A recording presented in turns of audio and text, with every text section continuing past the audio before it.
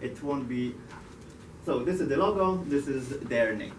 Okay, what actually is Flare? As I mentioned, that it's an animation framework, or maybe even a service, because they provide something more than actually just a framework. So this is what they write on their webpage, which says Flare offers powerful real-time vector design and animation for app and game designers alike. The primary goal of Flare is to allow designers to work directly with assets that run in their final product, eliminating the need to redo that work code. It has quite a lot of information, but what is the most important for me here is the highlighted vector word, because they have another product which is called Nima. When I first went there and wanted to compare the product, because they are exactly the same, for an hour I was trying to figure out what's the difference, why they are cloning. Basically, Flare is for vector graphics, and Nima is for the raster graphics. So this is the only difference. One thing, you also can interrupt me if you didn't understand something and you want to ask a quick question. And if you want to decrease my volume, increase my volume, slower, faster, please ask me. Wyatt. No, he doesn't have any words. Yes. So, what's next? And of course, this presentation, as you might, usually it's a surprise that the presentation is done in Flutter on desktop, but you might already have figured it out because Tomek's presentation also is Flutter on desktop. Okay, so this is Philip. Philip has been featured in a Flutter live event in the application called the History of Everything. It's really nice showcase of animations done by 2Dimensions and Flare, done by the Googlers.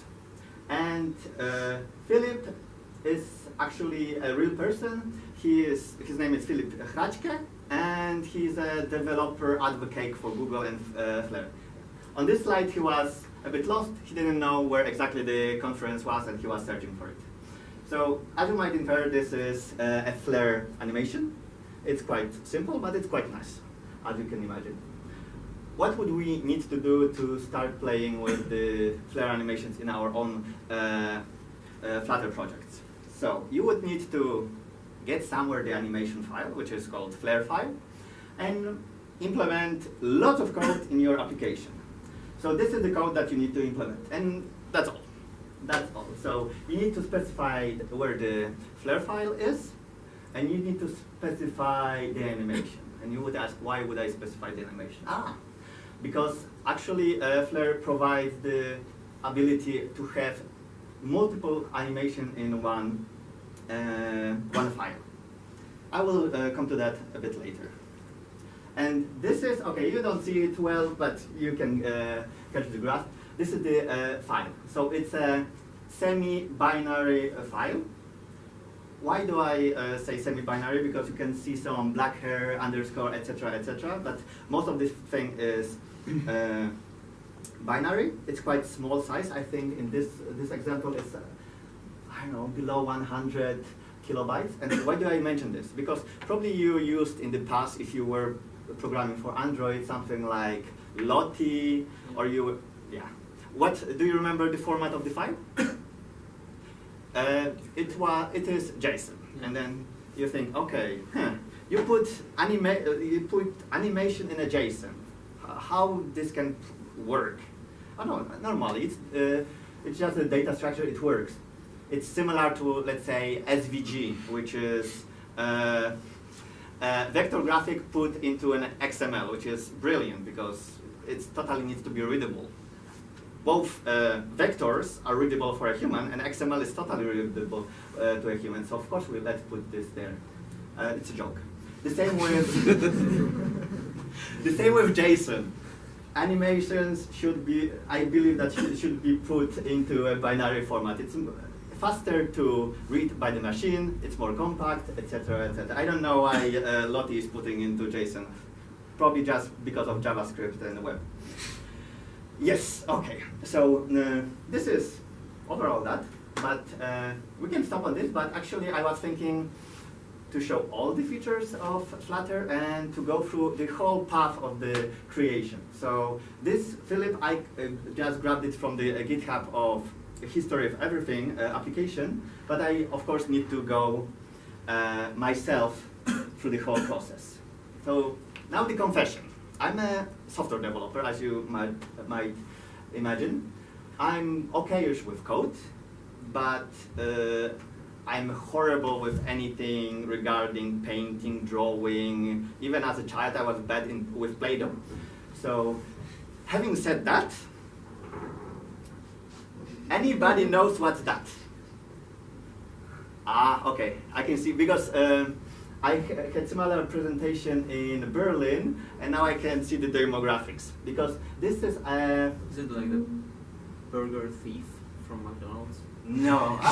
But it's, actually, I could have taken it. More people would have known.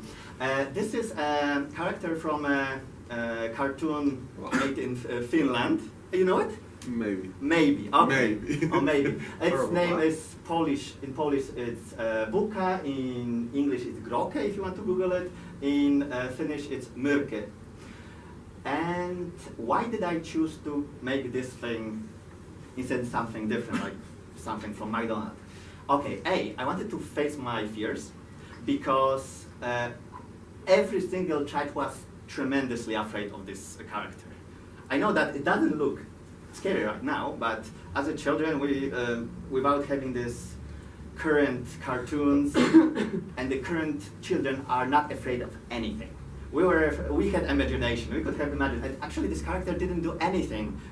It was just walking in the mist every 5 episodes and just looking scary without even moving the face.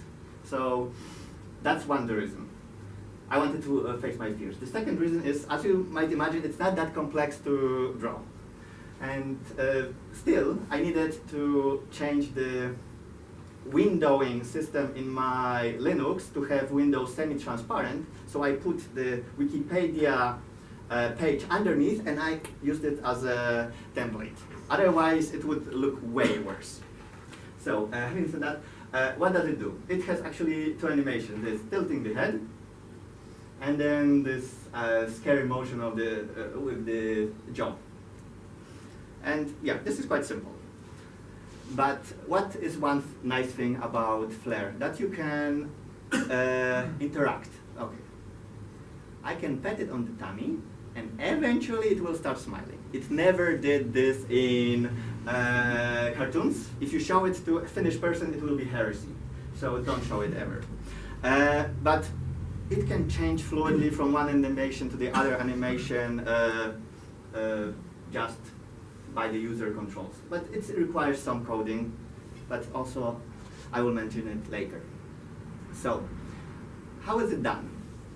So, Flare and 2D Animations have a web application both for Flare and Nima that you can design whatever you want. It's not perfect, I will mention this later, but the overall idea is to have the static images and then apply the animation.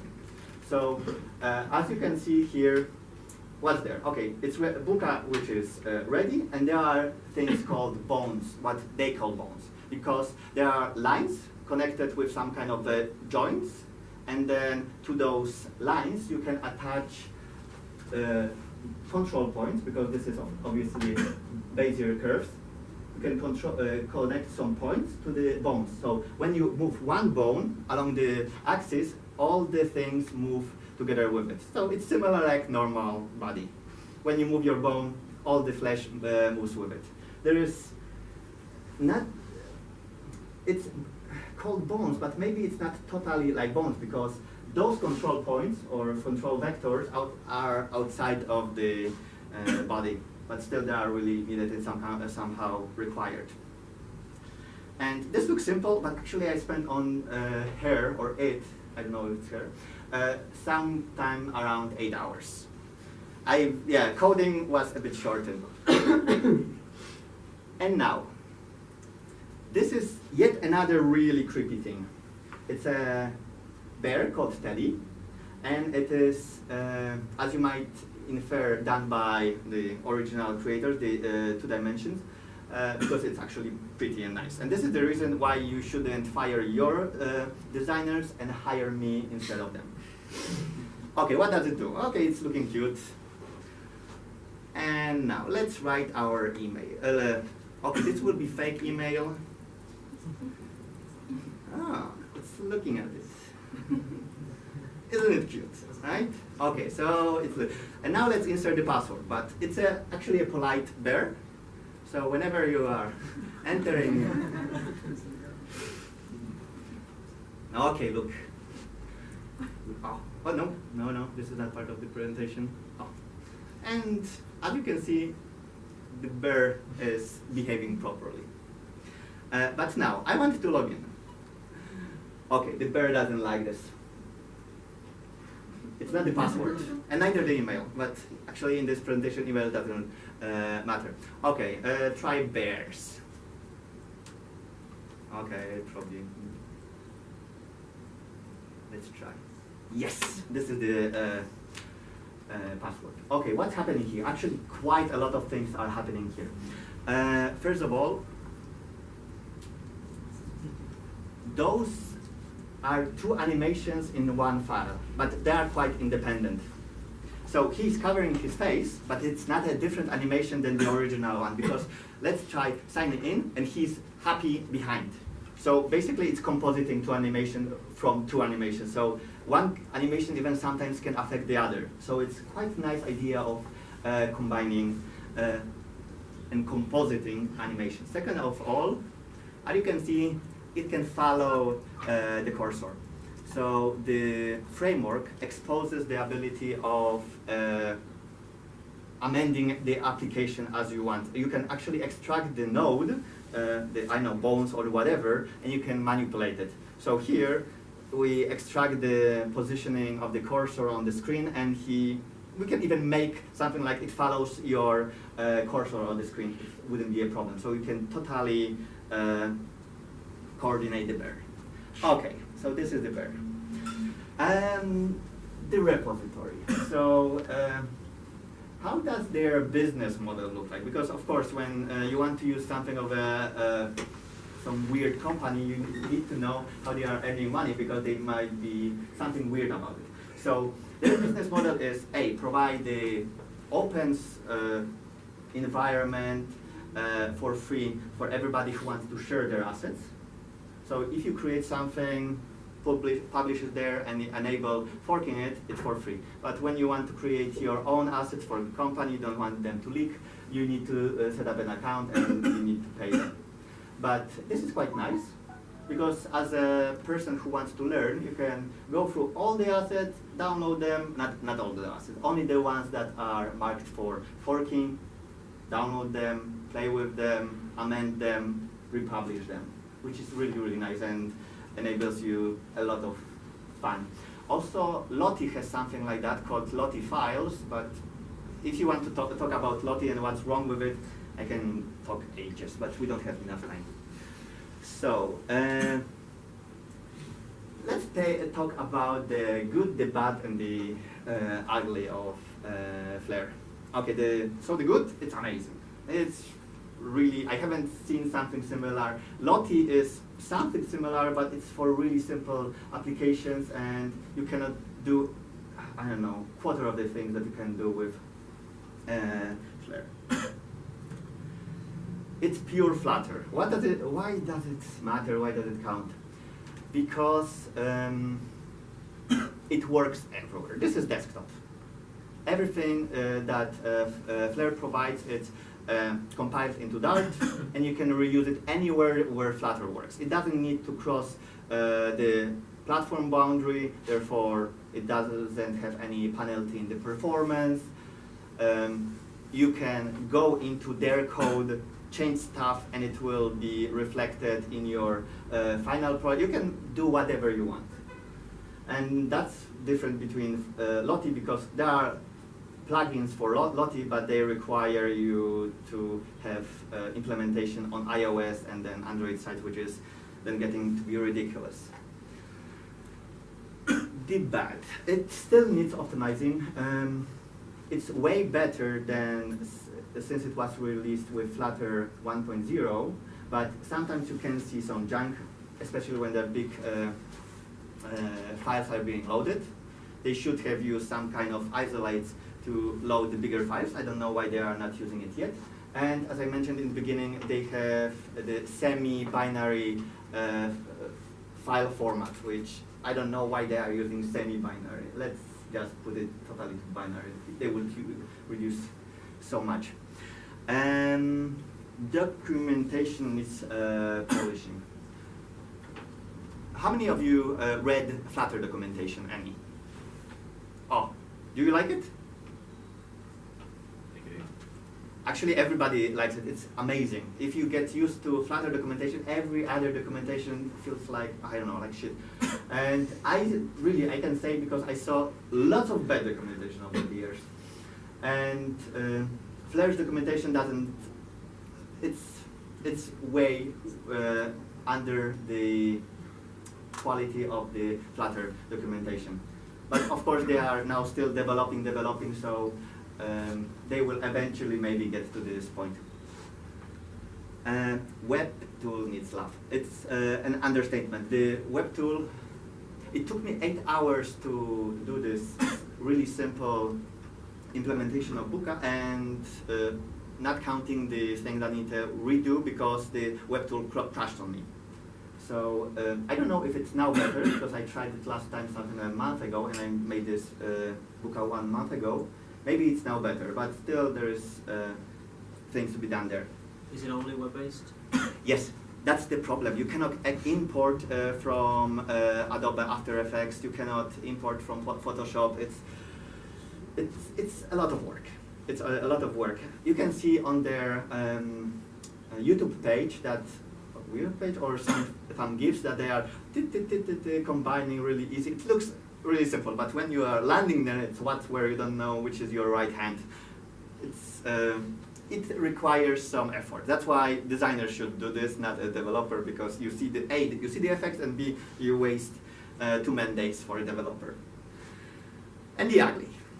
Actually, I had the ugly here, something like 1 month ago, because to make these control points, to follow them, you needed to perform some kind of a hack. Because as Tomek was mentioning that in Flutter everything is a widget, it's not true, because you have this declarative part and you have this actually the thing that does work. And you needed to extract some things from the thing that does work and do it separately.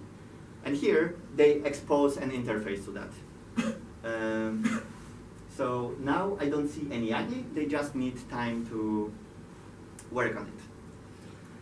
So this is actually, I didn't know if to remove it or not, but I decided not, because it's kind of a shameless plug. But it's actually a project that I fell in love with Flutter doing, because my company has a big one product, and we started to play around with